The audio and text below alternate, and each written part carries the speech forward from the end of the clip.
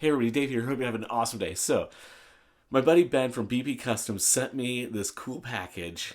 And if you don't know BP Customs, he does some really cool custom builds and um, kit bashes and Hot Wheels stuff. He does all kinds of really cool stuff. But he has come up with this little kit that he has designed, and it's using a little Nerf gun from a 100 yen shop. He lives in Japan, and he sent me this, and I want to build it. He's got a little instruction sheet and some extra little goodies here to put this whole little kit together. So come on, let's do it.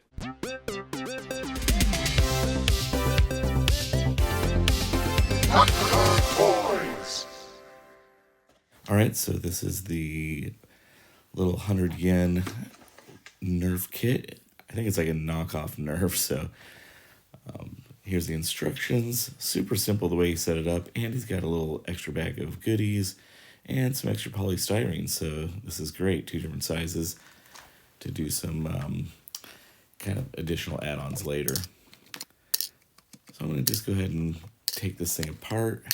I think there were 6 or 7 screws here, and it's a pretty nice fit, so a couple little parts was a little hard to pull apart, but came apart pretty good. And once we get inside, pieces start launching. I'll pull the rest of this out, and there's a little bit of grease on here, so just like BP Customs did, went ahead and did some soapy water, cleaned this thing up. And here's the gun all disassembled. Just looking at the parts here. Gonna have to sand that off, sand this whole thing. This is a really weird slick plastic, and paint does not stick to these things really well, so I'm gonna go ahead and clean and sand this whole thing. So that little tool is just a pen sander, and it does a pretty nice job of taking down this stuff pretty quick.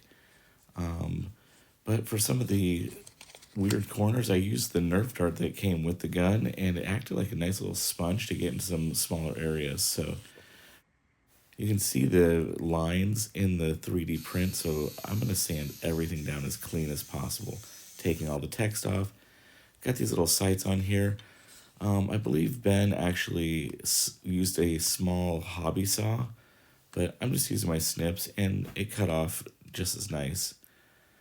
And then I put the 2 pieces together, and I'm going to sand it as one piece. That way, as I sand it, it kind of blends it all together. There's another little piece in the back, snip that off.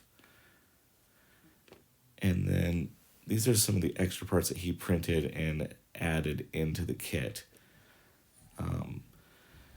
This is a scribe tool. I just got this thing, so that worked out pretty nice to kind of add some additional detailing. And here it is all sanded and ready to paint.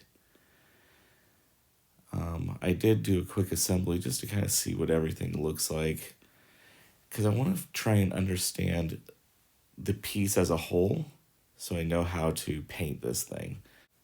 This is a cool little rail mount piece that he added in with his 3D printed parts. I'll just peel this piece off here, and then I need to clean up the inside. There's like these little fuzzy hairs, so I just took the blade and cleaned this out, no problem. He had this little piece here, and in his video, he actually cut all this out. I was like, too much work. I just sanded it, and I sanded it at an angle, and that little wedge piece there, dropped it, and once I glue that on, it'll look almost exactly like what he did. So work harder, not smarter, Ben. Come on. No, I'm just kidding. Add some extra greeblies, taking some of the polystyrene and just adding some additional elevations to this to give it more interest. And there it is, all primed up. It's looking pretty cool. I have a couple additional greeblies that I'll add on, but for my paint scheme, I'm going to do a silver and an army green, and I'm doing a really subtle green there. I'm going to go ahead and do a black wash over the whole thing. This is a Vallejo black wash, and putting on some water slide decals that I had, adding a couple little numbers here and there, just adding a little bit of interest. I started painting these little other components brass because I have some brass metal parts that I'm going to glue on later, so I thought This is a nice touch, and that brass color goes really nice with this green.